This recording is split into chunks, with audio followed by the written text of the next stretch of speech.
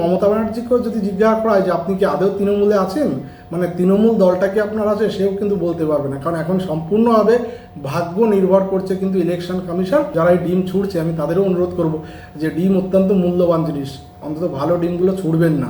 এনআইএর তো উচিত হচ্ছে মমতা ব্যানার্জিকে সাক্ষী হিসাবে নেওয়া, যে তিনি হচ্ছে রাজ্যের মুখ্যমন্ত্রী বলছে তিনি বোমবাদিস।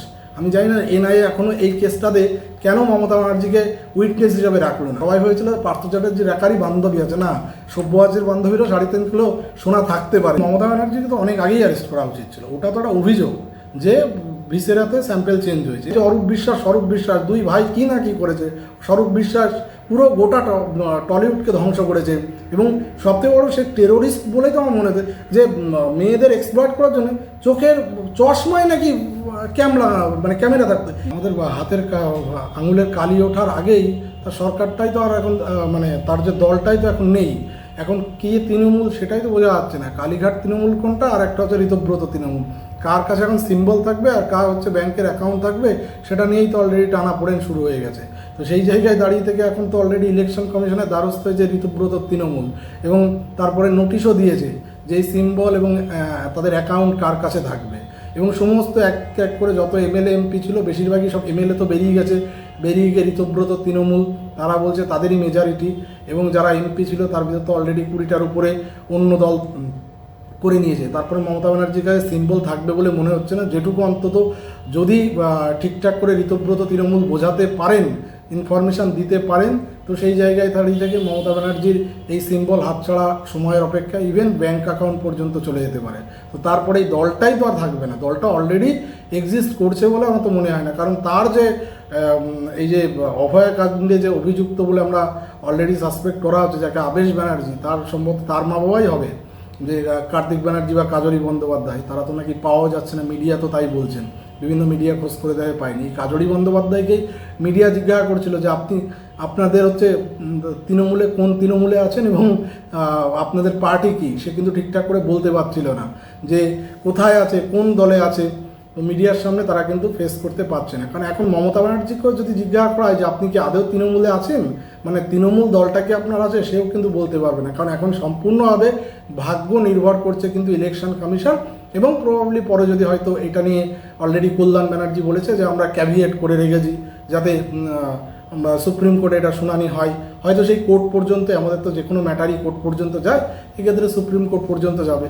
তো অভয়া কেসটার পরে দেখুন, অভয়া কেসটা যখন আরজি করে হয়েছিল, তারপরে আমি একটা কথা বলেছিলাম যে যখন এই সিঙ্গুর, নন্দীগ্রাম প্লাস রিজওয়ানুর মামলা, তখন থেকেই কিন্তু মমতা ব্যানার্জি সরকারে আসছে এবং সিপিএমের পতন হয়েছিল। এই অভয়া কেসটা মমতা ব্যানার্জির পতন আনবে, সেটা কিন্তু আলটিমেটলি আনলো, এবং এই কেসটাই মমতা ব্যানার্জিকে পুরো শেষ করবে। এবং তারপরে অত্যারে দেখা যাচ্ছে একের পর এক যেভাবে কাউন্সিলর থেকে শুরু করে, এখন তো ডেমোক্রাসি নয়, এখন হচ্ছে ডিমোক্রাসি, মানে ডয়হস্যি ময়কার ডেমোক্রাসি, মানে যেভাবে ডিম থেরাপি দেওয়া হচ্ছে। ডিম থেরাপি কিছুদিন আগে পর্যন্ত পপুলার ছিল হচ্ছে সব থেকে বাংলাদেশে, এখন যে হারে ডিম, আমি সকল যারাই ডিম ছুড়ছে আমি তাদেরও অনুরোধ করব যে ডিম অত্যন্ত মূল্যবান জিনিস, অন্তত ভালো ডিমগুলো ছুড়বেন না।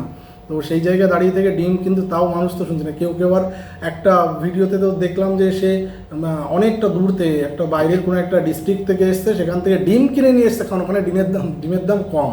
এবং একের পর এক কাউন্সিলর, সেটা আপনি দেবরাজ চক্রবর্তী থেকে শুরু করে অদিতি মুন্সির যিনি হাজব্যান্ড, তাছাড়া তো কাউন্সিলর আছেই। তারপর শওকত মোল্লার অলরেডি রাস্তা দিয়ে তাকে জীবনতলায় ঘোরানো হলো। তার ছেলের যে ওই অরণ্যকুলে, যেটা ওই মাতলা নদীর চরকে দখল করে বুঝিয়ে পড়েছিল, সেই বাড়িটা, সেই জায়গাটা অরণ্যকুলে অলরেডি বুলডোজার দিয়ে ধ্বংস করে দেওয়া হলো। তো তারপরে জাহাঙ্গীর রয়েছে, তার আগে তো শেখ শাহজাহান আছে, যে জামাই সেজে যাওয়ার চেষ্টা করেছিল, তারপর আজও বেরোতে পারেনি। এরাও বেরোবে না। এরা যে সমস্ত কাণ্ড করেছে এবং যত এরা দুর্নীতির প্রমাণ, দেখুন এদের খাটের তলে বলুন, পাটের খেতে বলুন, যেভাবে টাকা উঠছে বিভিন্ন ক্লাবগুলো, যেমন হচ্ছে সুরুচি সংঘ না কুরুচি সংঘ, আমি জানি না, এইরকম জায়গায় রয়েছে। এবং এদের বাকি কি আছে এখনও পর্যন্ত? আজকেও তো বোধহয় হাইকোর্টে হিয়ারিং ছিল অভিষেক বন্দ্যোপাধ্যায়ের পিএ সুমিত রায়ের কেস, এবং অভিষেক ব্যানার্জি সেই বনেটে দাঁড়িয়ে সেই বিখ্যাত উক্তি করার পরে এখন তার হচ্ছে ভয়েস স্যাম্পেল নিয়ে টানাটানি পড়েছে। এদের তো সবাই এখন কে কোথায় আছে বোঝা যাচ্ছে না। এখন ভানুমাতুতে আসে কিনা, কিন্তু যত ক্রিমিনাল আছে পালিয়ে যদি যায়, ভানুমাতিতে তো এবার সামনে দুর্গাপুজো করতে হবে। অন্তত এখান থেকে মাটি প্রতিমা নিয়ে গিয়ে বা মাটি নিয়ে গিয়ে যা এরা পরিস্থিতি তৈরি করেছে, এরা হয়তো ওখানে গিয়ে দুর্গাপুজো করা শুরু করতে পারে। এছাড়া তো আর কিছু বলার নেই। মমতা ব্যানার্জির দলটা দেখুন কোনো আদর্শের উপর তো দাঁড়িয়ে ছিল না, একটাই জিনিস ছিল, সেটা হচ্ছে তোলাবাজি করা। যে যত তোলাবাজি করবে তার তত প্রমোশন হবে, সে পার্টিতে হচ্ছে পোস্ট পাবে, ভালো পোস্ট। সেই মমতা ব্যানার্জি বলছে শওকত মোল্লাকে ওপেন মিটিংয়ে বলছে তুই বোম্বা দিস। তো এনআইএর আর ইনভেস্টিগেট করার কিছু আছে?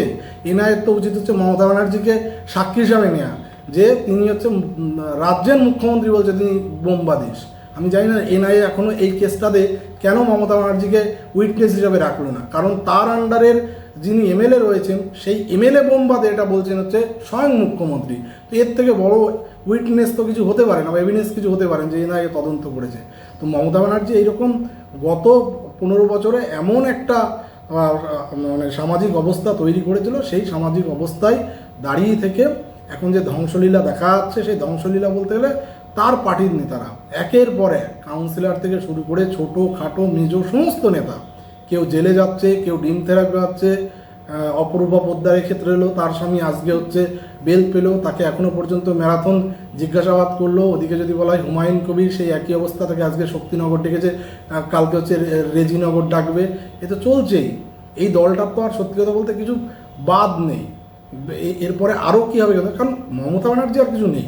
মমতা ব্যানার্জির ঘুরে দাঁড়ানোর কোনো রাস্তা নেই যদি সিম্বলটা অলরেডি তিনি আর না পায়, এবং বিশেষ করে যদি ব্যাঙ্ক অ্যাকাউন্টটা ঋতব্রত তৃণমূল থাকে, তাহলে মমতা ব্যানার্জির কেরিয়ার এবং অভিষেক ব্যানার্জির কেরিয়ার ফিনিশ। কারণ আলটিমেটলি আপনি রাজনীতিতে থাকতে গেলে আপনার টাকা দরকার, ফান্ড দরকার। সেই ফান্ডই যদি না থাকে তাহলে আপনি সেই পার্টিটাকে চালাবেন কী করে? এরপরে এদের এই অবস্থাকে যদি ঋতব্রত তৃণমূল পেয়ে যায় ওই ফান্ড আর সিম্বল, তাহলে আপনি ছেড়ে দিন, সিম্বলটাও ম্যাটার করবে না। সিম্বল অন্য কেউ নিয়েও নিতে, অন্য কোনো সিম্বলের একটা পার্টি খুলতেই পারে। কিন্তু টাকা, এই যে এত বছর ধরে এত কিছু টাকা করেছে, দেবরাজ চক্রবর্তীর এগেনস্টে বলা হচ্ছে 100 কোটির দুর্নীতি, আর একটা বলছে তার এগেনস্টে অভিযোগ হচ্ছে 1300 কোটি টাকা। কিন্তু আমরা তো জানি 25-75 ভাগ। তো দেবরাজ এর যদি 1300 কোটি টাকার সম্পত্তি থাকে, তাহলে হচ্ছে 4 গুণ করলে প্রায় হচ্ছে 5200 কোটি টাকা এই সম্পত্তি। কারণ কালীঘাট ক্যামাক স্ট্রিট তো তাকে ভাগ দিতে হয়েছে। ওটাও তো আবার শুনলাম যে এই এরিয়ার পুরো হচ্ছে ছোটো ভাইপো ছিল, মানে অভিষেকের মতো এটা হচ্ছে ওই এরিয়ার ছোটো যুবরাজ বা ছোটো ভাইপো ছিল। সেই ছোটো ভাইপো যা করেছে তার থেকে তো আর কিছু বলেনি। এবং যে সমস্ত কোনো বৃদ্ধের হচ্ছে বাড়ি লিখিয়ে নিয়েছে, খুন করেছে, এটা তো কিচ্ছু বাকি নেই, এবং সমস্ত কাজ করেছে। তারপরে মমতা ব্যানার্জি অ্যাকশন নয়, এদের পার্টির ভেতরে প্রমোশন পেয়েছে। যারা প্রতিবাদ করেছে তারা কিন্তু কেউ কোনোদিন দলে জায়গা পায়নি। যারা এই ধরনের 25-75 ভাগ এনে দিতে পেরেছে, তারা কিন্তু একের পর এক এই করতে পেরেছে, মানে দলের ভিতর প্রমোশন পেয়েছে। কিন্তু মমতা বন্দ্যোপাধ্যায়ের নামে আরও একটি মানে বিস্ফোরক অভিযোগ উঠে আসছে যে উনি অভয়ার ভিসরা করেছিলেন, বদল করেছিলেন। এই যে অভিযোগটা উঠে আসছে, এই ক্ষেত্রে মমতা বন্দ্যোপাধ্যায় গ্রেপ্তার হবে নাকি? দেখুন, মমতা ব্যানার্জিকে তো অনেক আগেই অ্যারেস্ট করা উচিত ছিল। ওটা তো একটা অভিযোগ যে ভিসেরাতে স্যাম্পেল চেঞ্জ হয়েছে। তো এই কথা আমরা অনেক আগে আমি নিজে বলেছি। তার কারণ কি? কারণটা হচ্ছে যে সুপ্রিম কোর্টে যে স্ট্যাটাস রিপোর্ট সিবিআই অভয় কেসে জমা দিয়েছিলেন, সেখানে ক্লিয়ারলি বলা আছে 9 তারিখে পোস্টমর্টেম হয়েছে, 12 তারিখ পর্যন্ত আরজিকরের মর্চুয়ারিতে স্যাম্পেল ছিল, এবং 13 তারিখে হচ্ছে সেই স্যাম্পেল সিএফএসএল এ ফরওয়ার্ড হয়। এই 3 দিন ধরে স্যাম্পেলটা কী করলো? তার মানে এই জায়গায় ট্যাম্পারিং হওয়ার হাই চান্স। এবং যেখানে বিনীত গোয়েল, এই নবনির্বাচিত মুখ্যমন্ত্রী শুভেন্দু অধিকারী মহাশয় আসার পরেই বিনীত গোয়েল, ডিসি নর্থ অভিষেক গুপ্তা এবং ডিসি সেন্ট্রাল ইন্দিরা মুখার্জিকে সাসপেন্ড করলো। তাহলে প্রাইমা ফেসি তার এগেনস্টে এভিডেন্স কিছুটা প্রমাণ হয়েছে, তার জন্যই তাদেরকে সাসপেন্ড করেছে।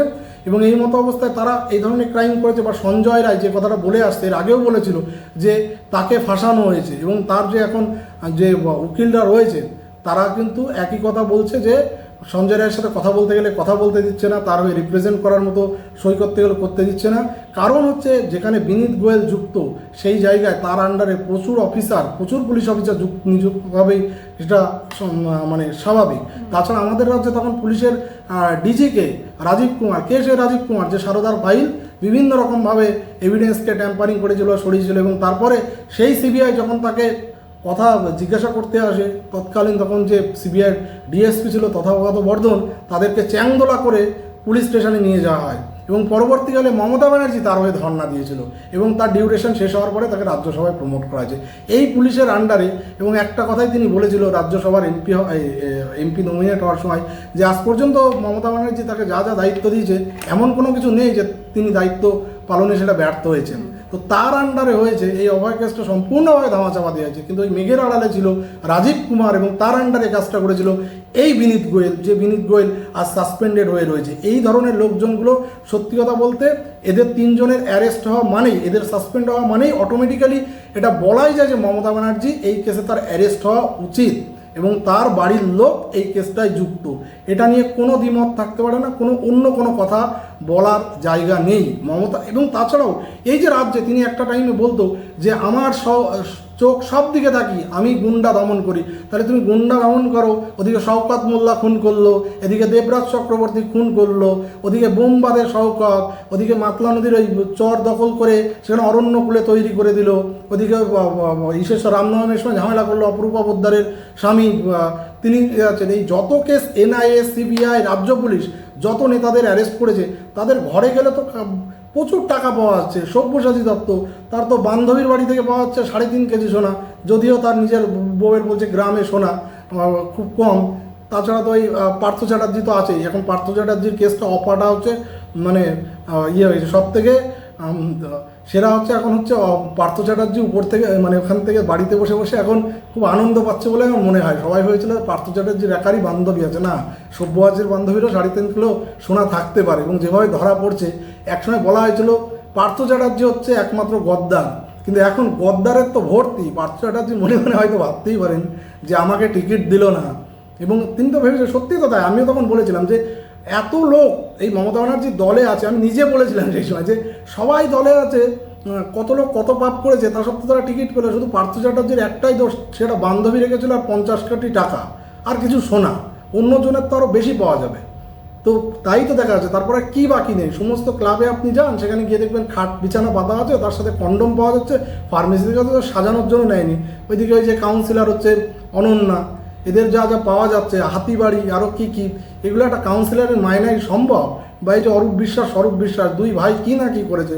স্বরূপ বিশ্বাস পুরো গোটা টলিউডকে ধ্বংস করেছে, এবং সবথেকে বড় সে টেরোরিস্ট বলেই তো আমার মনে হচ্ছে যে মেয়েদের এক্সপ্লয়েট করার জন্য চোখের চশমায় নাকি ক্যামেরা থাকতো। এই ধরনের ক্যামেরা তো দুটো লোক ইউজ করে, একটা হচ্ছে বিভিন্ন হচ্ছে আপনার বা এই ধরনের আইবির যে অফিসাররা, তারা যখন কোনো একটা জায়গায় কোভার্ট অপারেশন চালায় তখন, আর একটা হচ্ছে টেরোরিস্ট অর্গানাইজেশন। এর কাছে আসছে মানে কত বড় দিমাগ, মানে যে মেয়েগুলো তার সাথে দেখা করতে হতো তাকে ওই তার ফোন রেখে যেতে হতো, তাকে মেটাল ডিটেক্টর দিয়ে চেক হতো, অথচ ওনার চোখে আবার থাকতো নাকি ওয়েব ক্যাম, যাতে কেউ নাকি ফাঁসাতে না পারে। মানে কত বড় এদের বুদ্ধি। তো মমতা ব্যানার্জি এই সমস্ত মানুষকে দিনের পর দিন তাদের প্রমোশন দিয়েছে, তাদের হাতে ছেড়ে দিয়েছে। আজকে ফল ভোগ করছেন। পাপ করলে পাপ কেউ ছাড়ে না, সেই পাপের আজকে তার বোঝাই যাচ্ছে তার এই সাম্রাজ্য ধ্বংস হতে বসেছে এবং হয়ে গেছে এবং হবেও।